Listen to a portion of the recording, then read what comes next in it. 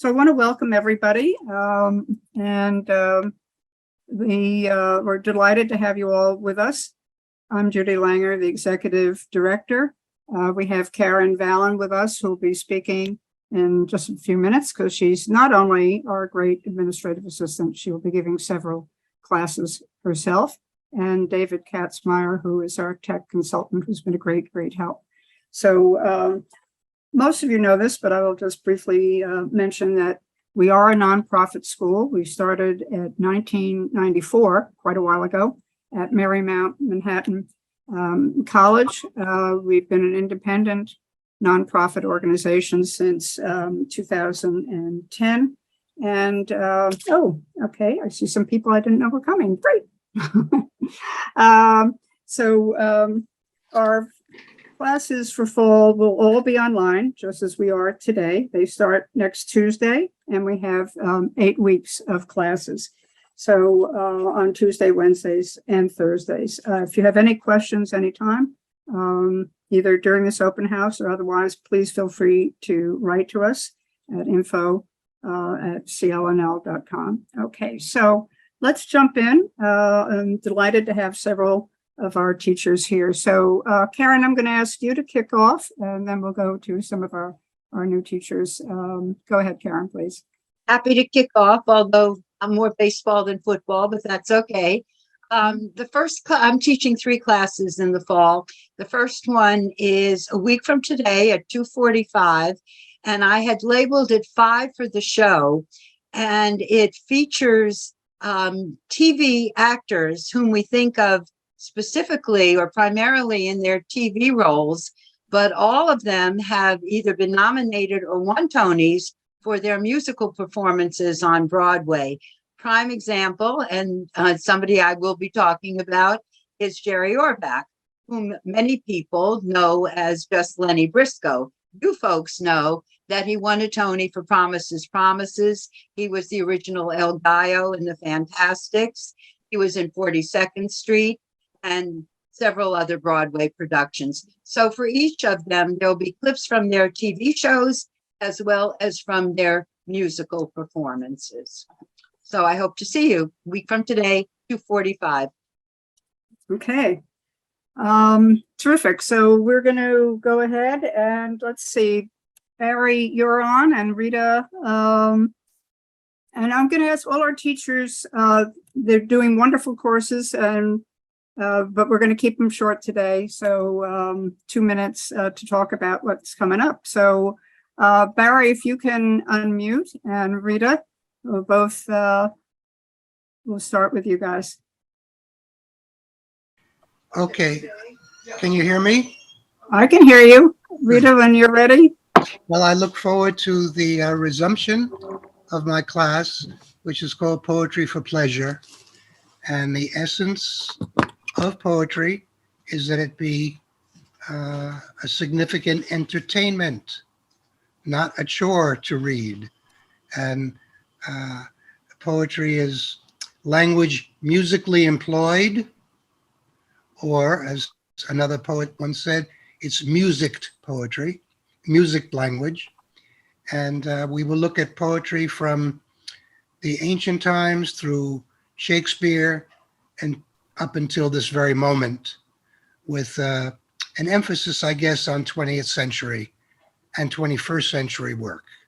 Gary, you've written so many books of poetry. I've got one of them right here, the latest one. I wonder how you choose the poems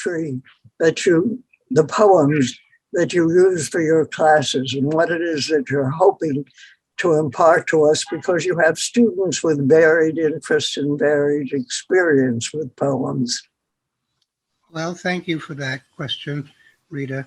I have certain favorite poets that I've developed over already a long life of talking about poetry. So I look for poems by these poets, such as Robert Frost, such as Elizabeth Bishop, Robert Lowell, T.S. Eliot. I look for poems that I'm not that familiar with, that I have not taught in the past. and thanks to now the computer, it's very easy to search. I also like to include some guest poets every semester, some senior contemporary poets whose work I'm familiar with. They've been wonderful. And they join me for the class with Great. with readings from a new book, for example. Okay, great. So I choose them, but occasionally I receive suggestions from friends of poets that I don't know, and I will include their work as well.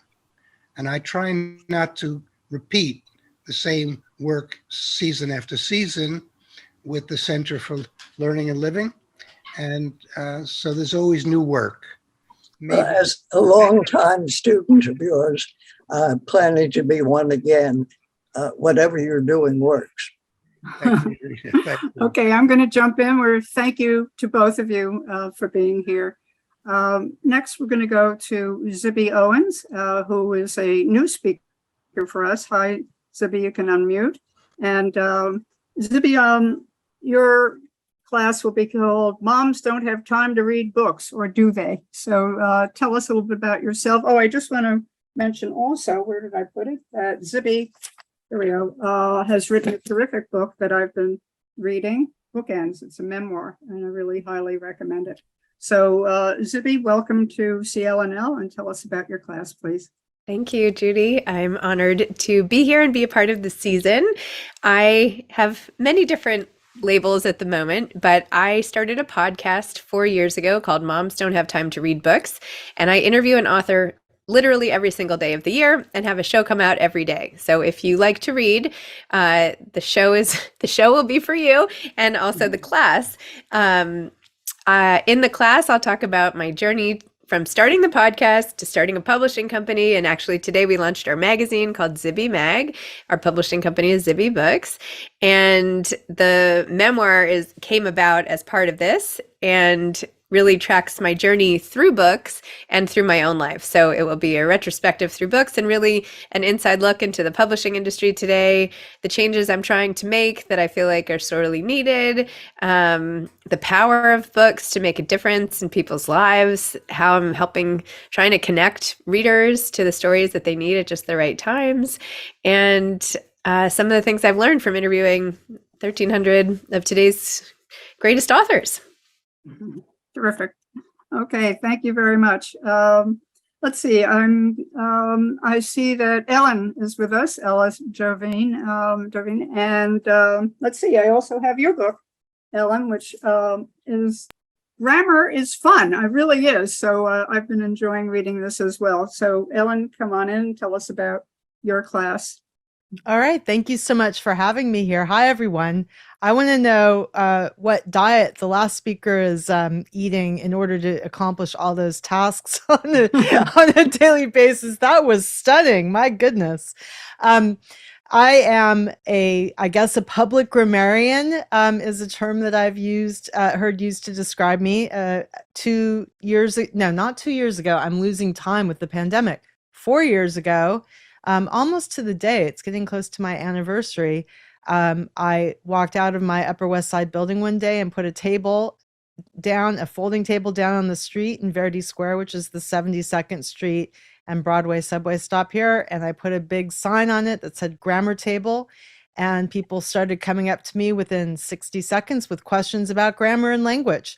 And it turned into a whole thing, a basis for a series of road trips. I've been to 49 states now with it and have just planted myself in cities and towns around the country and talked to people about their grammar, confusion, preferences, peeves, whatever it is they feel like talking about. And it's also the basis of the book Rebel with a Clause, which Judy just held up and which came out from HarperCollins this summer. The session, which is next week, I believe a week from today, will be a combination of grammar anecdotes and grammar interactivity. I have found that people love talking about grammar, contrary to stereotypes about how boring it is. So I will bring questions for you, and you can bring questions for me as well. Are you going to correct our grammar during the class or? I am definitely not. I do not, for example, when I'm sitting at the table, I do not listen to what people are saying as they walk by and then tackle them if I disagree with their choice of past participle. It's just not how it works. But if you ask me a question, I will answer it. Okay, fair enough. Thank you very much, Ellen. Thank you.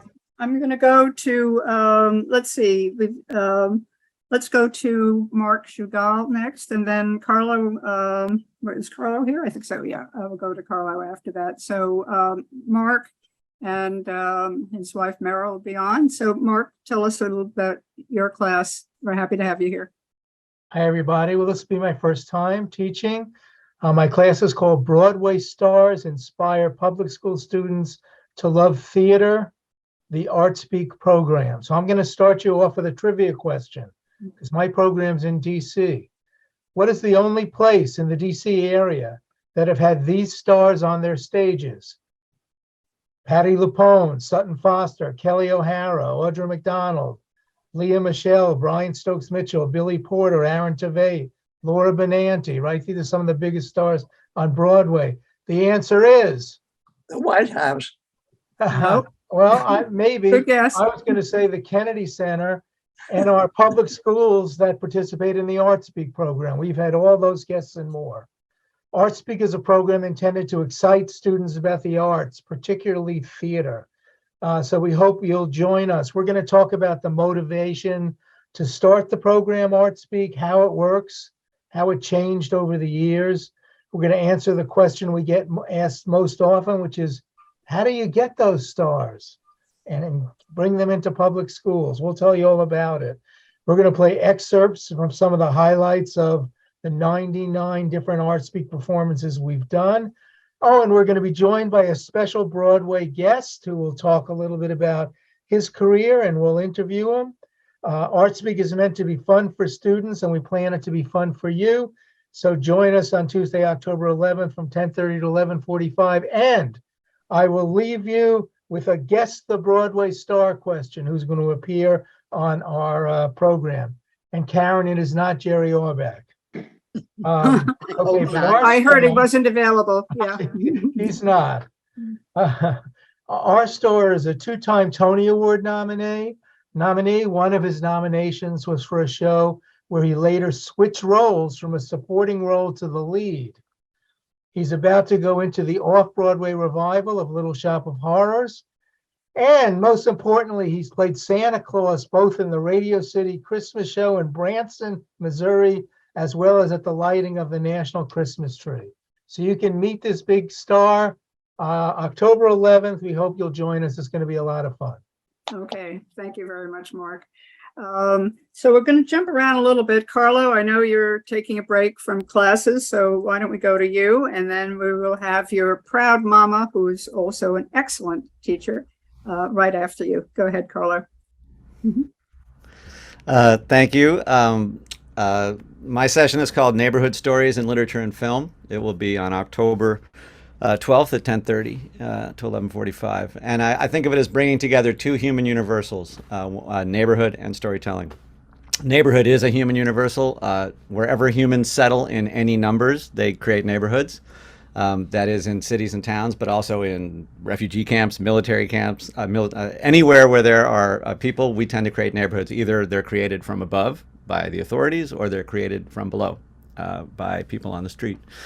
And storytelling is also obviously a human universal. And one of the many things we use stories for is to make sense of our world and infuse it with meaning. So in this session, we're going to consider how writers and movie makers use those art forms to tell neighborhood stories. That is how they exploit the particular qualities that make a neighborhood a neighborhood. So we'll start by thinking a little bit about what those qualities are. Is it the people who live there? Is it the buildings, the infrastructure, the physical landscape?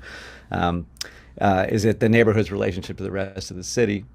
And then we'll look at some examples from literature and film, including, for instance, poetry by Gwendolyn Brooks, who started out writing about her neighborhood on the south side of Chicago, Bronzeville. That's her first collection. It's called A Street in Bronzeville.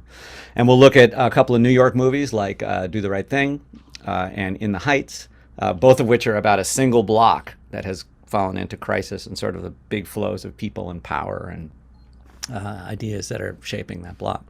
And so we'll look at these examples to identify some of the techniques that that writers and movie makers use to exploit the meaning-making possibilities of those qualities that make a neighborhood a neighborhood.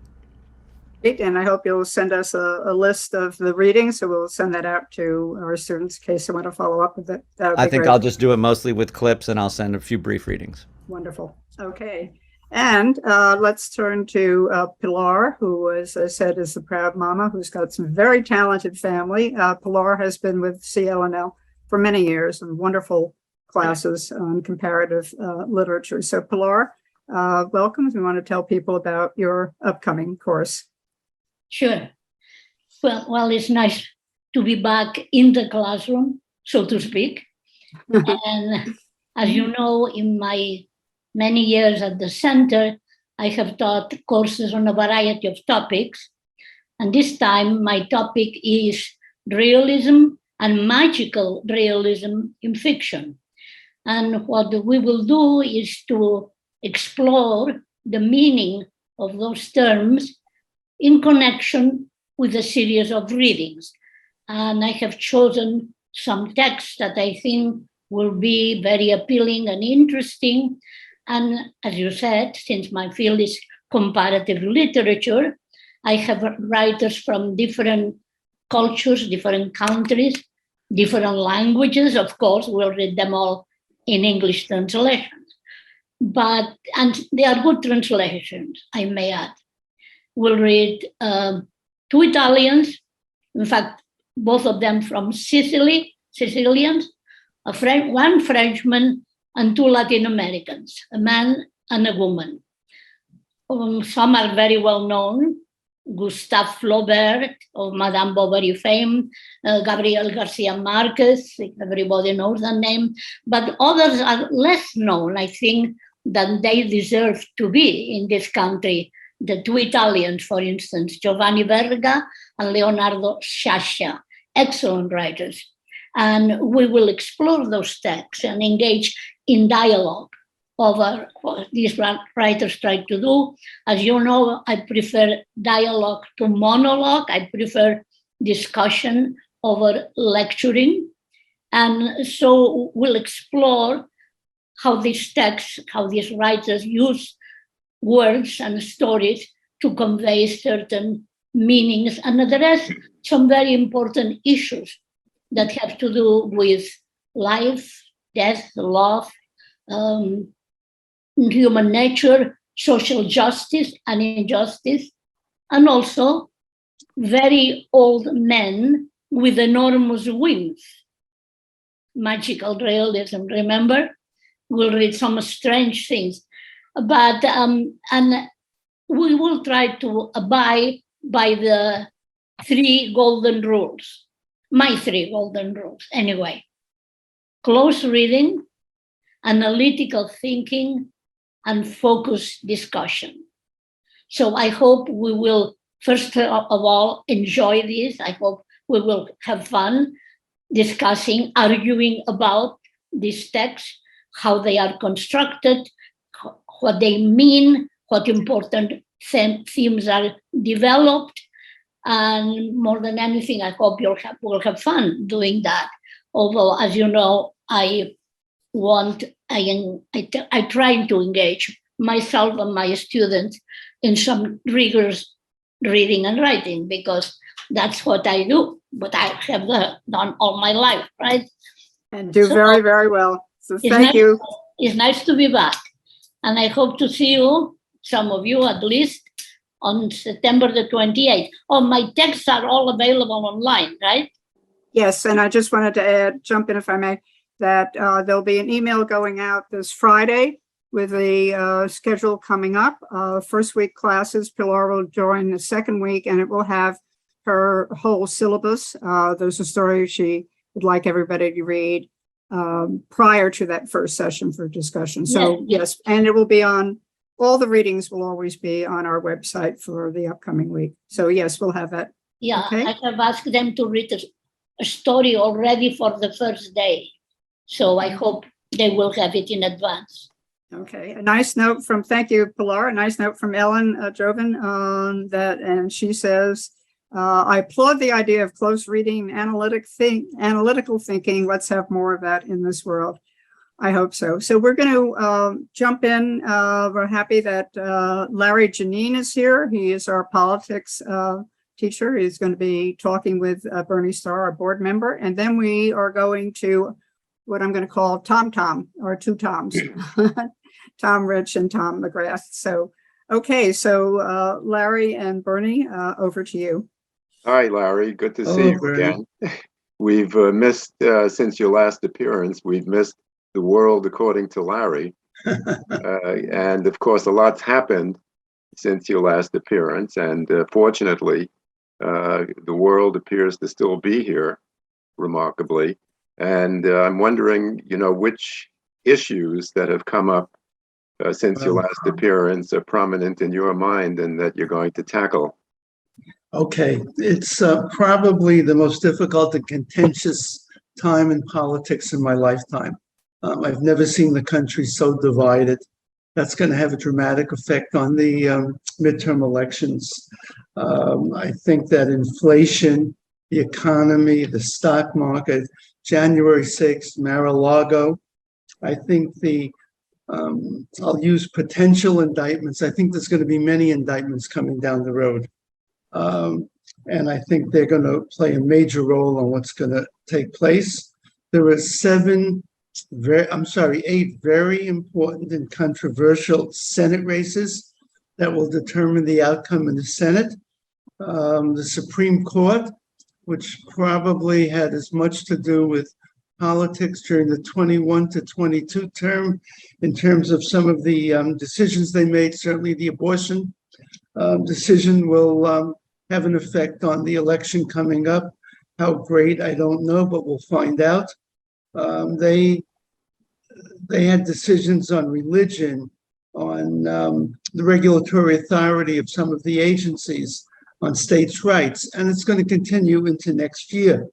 So I think that what's going to take place over the next, I would say just over the next 2 months, is going to probably change the face of the structure in the US right now in terms of politics. So let me ask you this question, Larry. Yes. Do you think that many of the things that Republicans have done to shoot themselves in the foot will change the outcome of the up and coming election, or will issues like inflation, the stock market, the cost of living, et cetera, will that override some of the things that It's a great question.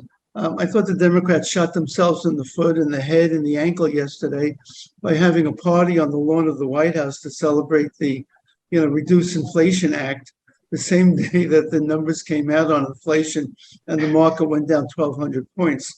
Let me say this. There are 8 critical races in the Senate: Arizona, Georgia, Nevada, New Hampshire, North Carolina, Ohio, Pennsylvania, and Wisconsin. The Democrats have to win 4 to keep the Senate. Of the 8 Republicans that are running, 7 of them are Trumpers, people that would have voted against the 2020 election. So if you say to me, do I think the Republicans have shot themselves in the foot? If you would have asked me a month ago, I would have said absolutely. When I look at the trend lines now, of the 8 Senate elections, 7 of them are within 3 points, any one way or the other. So all 7 really within the, I'd call it the margin of error. The one that isn't is Pennsylvania, but Fetterman's support has gone down. He was once up by 8, 9, 10, 11 points. He's now up by 5. And his refusal initially to debate, I think, hurt him a little bit. And we'll see, how he does in the debate. Nothing would surprise me right now with what's going on in this country. But we're going to have fun doing that. Okay, well, along the thanks, way. Larry. And I think you'll have much more to say, and there'll be a lot of things happening when we next see you in your appearance at One CLN. point, Bernie, just for people that haven't been on before, it's a very interactive class. Normally I'll select a topic go through it for 5 or 7 minutes and then throw it open. The class is very smart. I love the students. I love the topic. And I love CLL. And I look forward to seeing all of you in another week or so. Thank you, Larry. In another week. Is it a week? Okay. Okay, we're going to move along. Thank you. I really appreciate it. We're going to go to the first Tom that we're going to call on, Tom McGrath. And Tom is new with the school. So Tom, tell us about your upcoming class. Hi, everyone. Thanks for having me here. That's a pleasure. So I'm leading a session called Triumph of the Yuppies, America, the 80s, and the Birth of a New Elite. And this is based on research I'm doing for an upcoming book. And it really is, going to take a look at the birth and rise and the impact of young urban professionals from the 1980s. Some of you may remember yuppies from the 80s. Some of you may, in fact, have been yuppies in the 80s. I'm anxious to ask you some questions about this. But by the yuppies were sort of written off somewhere around 1987 after the stock market crash. In fact, there were obituaries written for the yuppie, and they became kind of a cultural punchline. But my thesis in the book I'm writing and in this course is that yuppies more or less invented the world that we live in today, 35 or 40 years later. So we're going to take a look at some of the things that yuppies stood for. It's an era that where we saw the birth and rise of foodies. It's where the fitness world became huge. It's where designer labels and high-end shopping became really important. On the other side of things, it's where income inequality really took off, and it's where gentrification really kind of got turbocharged. So there's a lot that happens in this period in the early 80s that we're going to focus on in this class. Thank you, Tom. I should mention that Tom is an award-winning journalist, and this will make Karen happy from Philadelphia. So we appreciate that. All our classes are very interactive. Our teachers, just like Tom, want to learn from us as well as hear what we have to say. So now we're going to go to our other Tom Rich, and Tom is a qualitative researcher. He and I have been colleagues. He was the president of our qualitative research organization. He has interviewed thousands of people, and he knows a lot about what's on people's minds. So Tom, come on in and tell us about your class coming up, please. Okay, thanks, Judy. So yes, my class is a week from tomorrow. It's called We Can Agree to Disagree. No, it's We Can Disagree and Still Get Along, Finding Common Ground in a Fractured World. It certainly does seem to be a fractured world these days.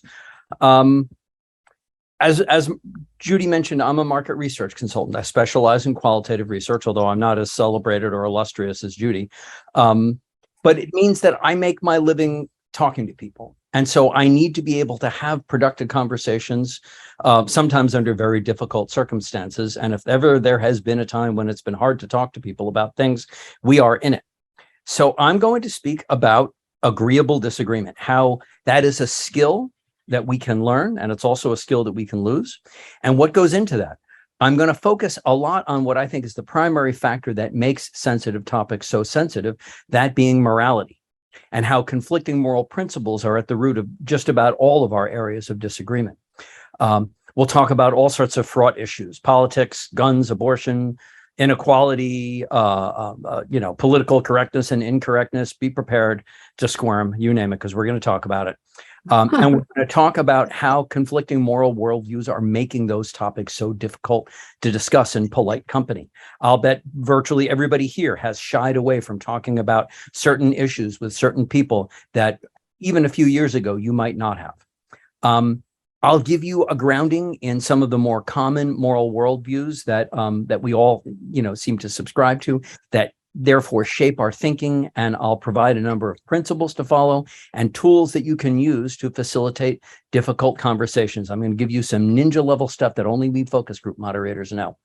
So hopefully you'll be able to walk out of the session with some practical knowledge that you can put to use right away. So I hope to see you all next Thursday at, I think it's 2:45. Okay, great. And certainly extremely topical. It's very difficult these days to deal with that. So let's do this. We have David, you're on, and let's show a couple of video clips of other teachers. We're going to show Leora Harpaz, whose class is on Thursday mornings, all 8 weeks. She is a constitutional law scholar, and her topic for fall or current legal controversies, of which there are many.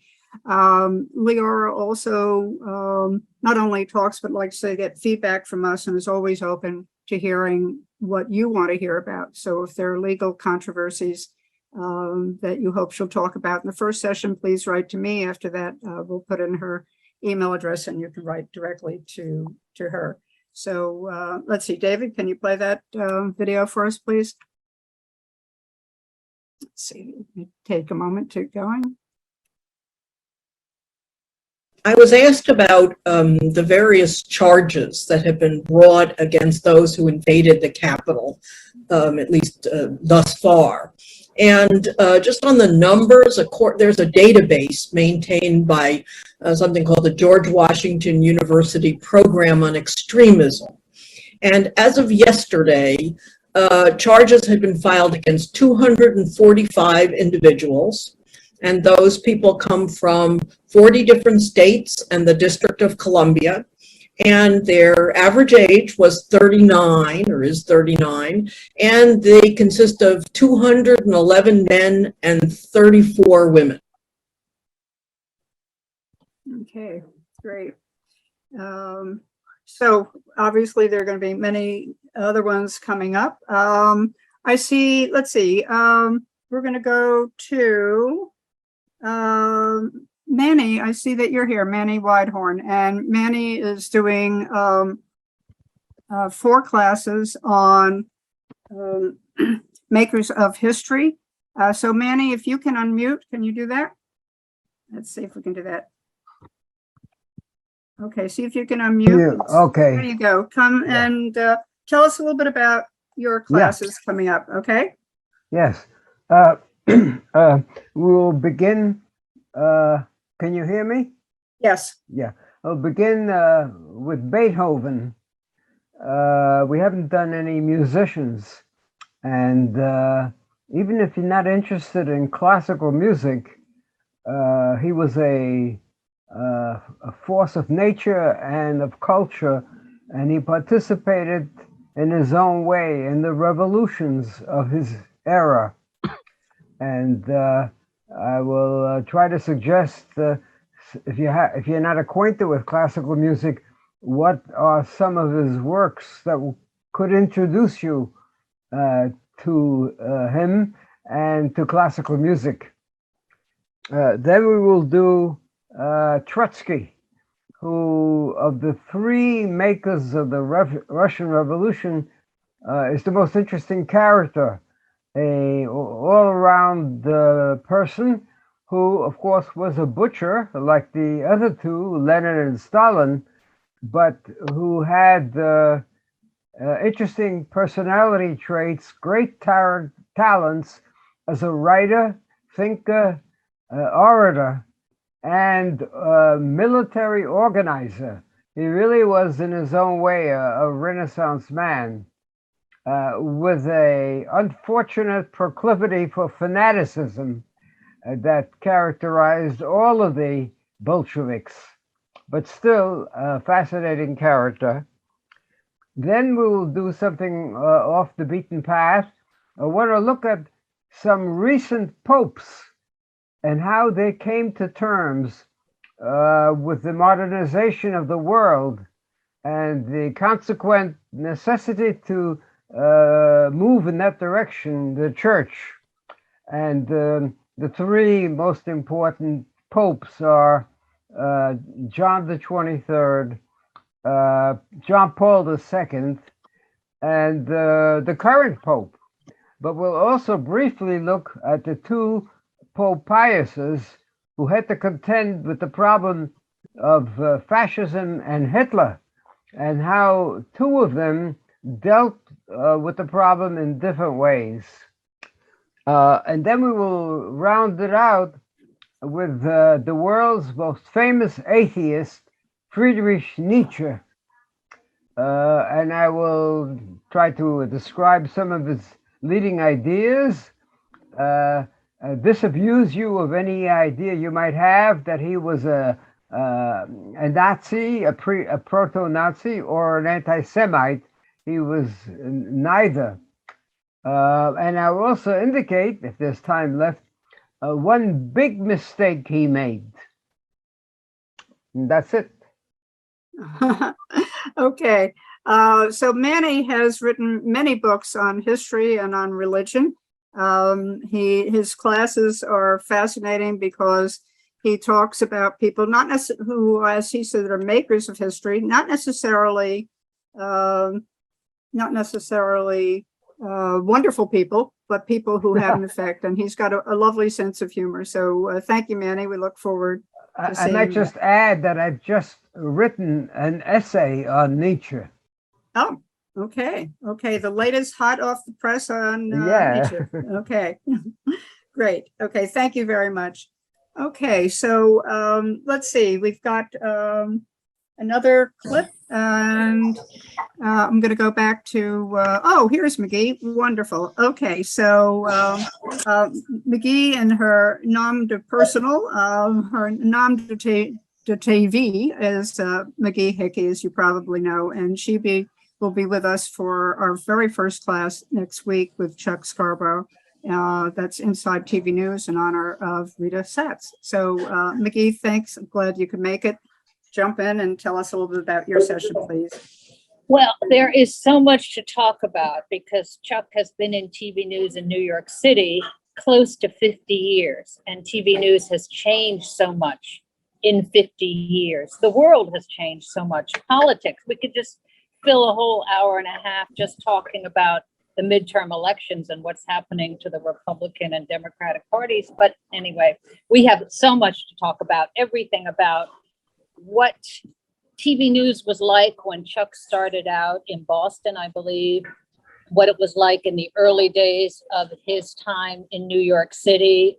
Stories used to be so much longer. We used to be able to research stories. We didn't have to put a story on every day. There could be much more investigative reporting. So the state of TV news now compared to what it was like back then, and just more on the personal side too. Who is this person? And, you know, why has he stayed in it so long? And what does he get out of it? Does anyone want to ask a question, or that's just what I'm going to be Well, it seems to be, I'm checking, everybody should be on mute. So hold on one second, McGee. I do want to, okay, I'm not sure where the problem is. Okay, and Karen and I will be looking at that. Yeah, this is his 50th year. He's still a youthful looking man. He's a lovely person. And you've been very active as well. I just saw you the other night on PIX talking about mindfulness. You were up, I believe, in the South Bronx. So McGee has continues to be an intrepid reporter, schlepping her way through New York City. Can you tell us something about yourself while we're at it? That would be great. Yes, I'm coming up on 40 years doing this in New York City. And I love my work more than ever, although in smaller doses. I like to work 3 days a week. I like to work 3 nights a week. I like to, the story you saw about literacy, I like to pitch my own stories and do my own stories now. I've never been very good about taking direction and taking orders from people. So as you get older, I think you get more comfortable in your own personality. So what I love about TV news is it's a different assignment every day. It's a different job. You meet different people and you have a different goal with each story. So that particular story is about improving literacy in the South Bronx and East Harlem. I've become friends with a community leader there who does these book giveaways, and it's just something that's very important to me. So I really love my work, but as I say, only in small doses nowadays, because I'm also a grandmother of 2. I've been doing this, as I say, for almost 40 years, 45 if we include the Rhode Island years. Chuck is also a grandfather. Chuck has found time to write 1, 2, maybe 3 books. 3, I said, yeah. 3. So, there's a lot to talk about him, less about me. And I say, having worked with both of you, that everybody is in for a treat, having the 2 of you together. There are 2 really down to earth, down to the sidewalk journalists. And I'm looking forward to the sessions. Well, the reason we are looking forward to it so much is for you, Rita. Rita worked with us in the mid 80s to the late 90s, was it? I mean, I think you stayed at Channel 4 after I jumped over to Channel 2. I did, yeah. So I'm hoping you have some very good questions to guide us through it. But Thank I you have very to jump much. now because this is nap time for my little granddaughter and I have to run. But I'll This see is my you. nap time too, but I will continue. Thank you very much, Vicky. Really appreciate it. See you Bye-bye. Tuesday morning. Bye. Okay, Francie, I see you have your hand up if you want to jump in, and then we will continue. And I see Mesh Goldish is here. He is going to be giving 2 classes, so I will call on him next. Francie, did you want to say something? Yes, the passage of time may have mooted the relevancy of my question, but here goes. I was wondering how, in light of the fact that print media has suffered enormously, as everyone's well aware, of the diminution of advertising dollars, such that print media is now truly a very endangered species. What is the perspective on, let's say, an outlet such as The City, CITY, that seeks to portray itself as an alternative to print media, covering the beat, the 5 boroughs in particular, and seeking to be an investigative tool? Any I'm feedback going or to jump in, reflection? Francie. Good question, and we'll bring it up with McGee and Chuck, and then and Larry, maybe it's something you can touch on too. It's an important issue as the media are changing so much. Mesh, let's turn to you. Mesh Goldish has been with us for several semesters, and he's doing 2 very different classes this semester. So Mesh, why don't you briefly tell us about both of them, please? Okay, thank you. First, I'd like to thank whoever corrected my name. It originally had Chaya Goldish, my wife, because I'm using her computer. Thank you, Karen, for doing that. I appreciate it. The first class I'll be giving, which is a week from today, is another class on Catskill comedians. This will be the 4th class that I've given on that. I give a little bit of information about each comedian being featured, and then we show a clip of them performing for about 5 or 6 minutes. And there's still quite a few to cover. This coming Wednesday, a week from today, we'll be doing Lenny Bruce, Zira Mostel, who I know you probably think more of as a stage actor or movie actor, but he actually began as a comedian. George Jessel, Carter, Morty Gunty, Gene Carroll, David Brenner, Richard Lewis, Sam Levinson, Dick Capri, and Estelle Getty, who also many of you may think of only as an actress from the Golden Girls, but she also began as a stand-up comedian. So that'll be a class a week from today. And then I'm giving a different class in October 25th, on brain teasers. And this is something that I've always enjoyed solving and collecting brain teasers. So I have a whole bunch of them. I gave one as an example for the class description. Here's a very short one because I know we're running short on time. Can anybody tell me the name of an animal that's spelled with only 2 letters? What animal's name is spelled with only 2 letters? No idea, and that's more than 2 letters. Yeah. All right. Well, I'll give you a hint. The first letter is O. Ox. Ox. Oh, very good. Okay. All right. So some of the brain teasers aren't that fast, but just to give you an example of what I mean by thinking, putting your thinking cap on. So that'll be October 25th, and I look forward to that class as well. And Okay. Meisha should mention is the author of over 500 books, a lot of them for children, educational purposes that are fun, as well as the title of your Yiddish coloring book. Yes, the only book I've written for adults. It's called Oy Vey, a Yiddish coloring book. And, it's years ago, the coloring books for adults became popular to relieve stress and just for enjoyment for adults. So the company that I wrote it for, Behrman House, published a book of illustrations where each illustration had a common Yiddish word in it, like nosh. And they asked me to supply a joke to go with each Yiddish word. So there are about, I think about 40 different jokes in there that I wrote to go. I did not do the illustrations, but that's the only adult book I've written. The others have all been for children. Well, we're happy to have you talking to adults, so thank you. Let's see. I'm going to go to Karen about another one of her classes, and I see that Fred Weinberg is with us. I'm going to ask him to come on because he's also right after Karen. So go ahead, Karen, please. The second class that I'll be teaching, which is 2 weeks from today at 2:45, is called The President on Broadway. And some of them are musical depictions. And I'm sure we all remember FDR joining Annie to sing Tomorrow in Annie. But I've fortunately, some very dramatic stage productions were turned into movies, keeping the original stars, Abe Lincoln in Illinois and Sunrise at Campobello. So I have clips from those movies, and then some more recent ones. Bryan Cranston played LBJ in All the Way, and there's a good clip from that, and some funny ones. I was so happy to find Will Ferrell.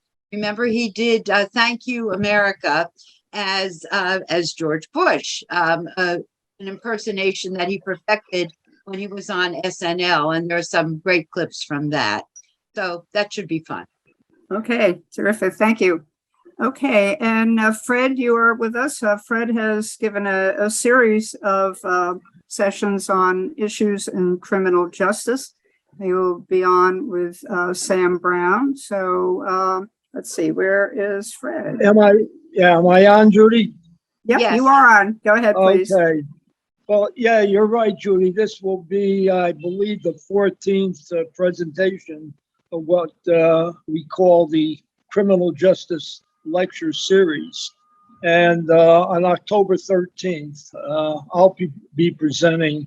The topic will be alternatives to incarceration.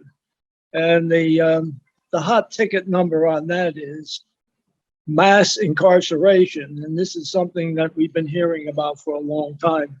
And alternatives to incarceration are programs designed to lessen the prison and jail population. I'll be joined on the 13th with Sam Brown, who those who attended back in May, Sam was my guest, and the topic was the dilemma of Rikers Island. And the reason I had Sam on, because from 1968 to 1988, Sam was a New York City correction officer, and when he finally retired in '88, he reached the position of a deputy warden, and he spent several years working on Rikers Island. And his input as to what was going on out there and what's going on today, the promise that by 2027 Rikers is going to be shut down, remains to be seen. But the reason I'm having Sam with me is because he and I participated from 1988 through the 90s in two very significant alternative to incarceration programs in the city. And while we're going to talk about alternatives, generally speaking, in our opening, I hope to focus on each one of the programs that Sam and I were involved in. They're very, very unique, very interesting. As a matter of fact, quite a number of years ago, Dave Anderson, who wrote for the New York Times, published a book called Sensible Justice. And he devotes 2 full chapters in his book about the 2 programs that we're going to be talking about. I'll just mention briefly, the first program was with the Vera Institute of Justice, and the second program was with the Brooklyn DA's office. Each one of these programs was very, very unique, that there were no other programs quite like them in the country. And as a result of that, specifically the DA's program, which was what was called Drug Treatment Alternative to Prison program, was copied by many jurisdictions, not only in New York, but throughout the country. So I think it's going to be a very interesting talk. Okay. And I look forward to making the presentation. Thank you. And thank you. Thanks very much. Okay, so we have a couple of more clips from previous sessions, and then we're going to turn to Karen. And I would love to hear from people who are here today. If you have questions, or if you'd like just to comment on the school and why you come or what you get out of it, that would be great. So David, if you can go to the next clip, we have one for Bill Goldman, who does the What Do You Think discussion. He always sends out a few recent op-ed pieces from different publications. Some you may have seen, some you may not have, for us to read about in advance, to come prepared to discuss. He does a lot of background research on these themselves. And again, it's very interactive. So we have a clip from him. And David, if you can play that, please. And we have 3 articles today. And we're going to look first at the one that's titled Democracy Faces Bigger Threats Than Vladimir Putin and Xi Jinping. And then the second article we're going to look at is an equitable post-COVID recovery, which I think follows up nicely from the first article. And then the last article, to hold the police accountable. We'll look at that third. Okay, great. And we also have a clip from Sandy Kessler. Sandy will be with us again. He's going to be doing 2 classes, and the title of his course is Lincoln on Civic Education. Can he help save us again? Sandy is a political scientist who's done and written and taught a lot on political theory. He believes that we are in a crisis situation right now, and that it's a good time to look back at Lincoln. So this is from a previous session, and if you can play that, that would be great. So I am going to offer a 6-session class on a classic work called Democracy in America. This is a work that I have studied for a long time and wrote about, and I'm very interested in sharing it with you folks. And what we're going to do in this class is to see if a book that was written in the years 1835 and 1840 can shed any light on our own lives and our own situation. This book is very famous. It's more often quoted than read, but we are going to have the opportunity to read some selections from it. Many people consider it to be the best book ever written on the American character and on democracy in America. okay, thank you. Sandy's method is very much Socratic, bouncing things off us, getting us to tell us what we see. There will be some readings. A number of our classes have readings, most do not, but the ones that do Obviously, you get more out of the class if you can do the reading. But the great thing about CLNL is you don't get graded, which we love. And we do love to hear from you. So Karen, you have one more session you're going to tell us about, and then we'll throw it up. And if anybody would like to comment or ask questions. So let's go back to Karen. The third session that I'm doing is short stories by Dorothy Parker. And we'll talk about, I think, 3 of them. It's not till November, so I'm still making my selections. I have to make sure that they're available in PDF format so that you'll be able to read them in advance. And I'll revert back to my days of teaching high school English when I did just talk about short stories, not Dorothy Parker. I don't think that would have worked in a public high school back in the 60s. For sophomores and juniors and seniors. But she was an amazing writer and really reflected the society, American society back in the 50s, and should prove to be very interesting. Okay. So I'm going to post a note in chat about our classes, a full semester where you can register or send us your check. It's $265 for the full semester, just one flat fee. And for that, you can come to any class you want. You don't have to tell us in advance. We'll send you the Zoom link and you just pop in.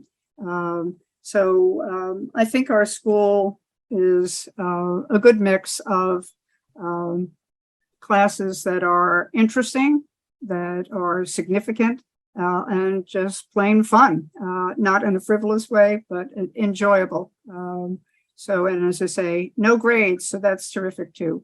Is there anybody who would like to comment or ask questions? We're happy to throw the discussion open if we can. And I want to thank all our teachers who are here and everybody, students who came back to see us. If you're new to CLNL, please never hesitate. Or even if you're not so new, never hesitate to ask us about questions, or if you have any issues, we're happy to hear from you. Okay, I don't see anything in chat, and I want to thank everybody who's been here. So wait a moment, I see the Gottlieb's hands. I don't know if that means they want to say something. Yes, okay, let's go ahead. If you can unmute yourself, Karen. There you go. Trying to arrange to see your face and say thank you. Thank you. We're looking forward to the semester, very much so. Okay, great. I should thank you as well, because you introduced us to Michael Sika, who will be speaking about the Civil War, which seems somehow, I mean, the old Civil War, not the one they're threatening to have now. We'll be talking about what it meant and who actually won or who thinks they won. And I think that will be a very interesting discussion as well.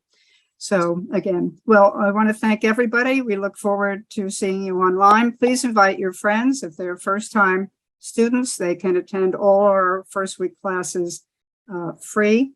It's a great opportunity to see what we have. And again, Chuck Scarborough and McGee will be with us for our very first class. And I think you've heard from some wonderful people today who will be speakers after that. So thanks, everybody.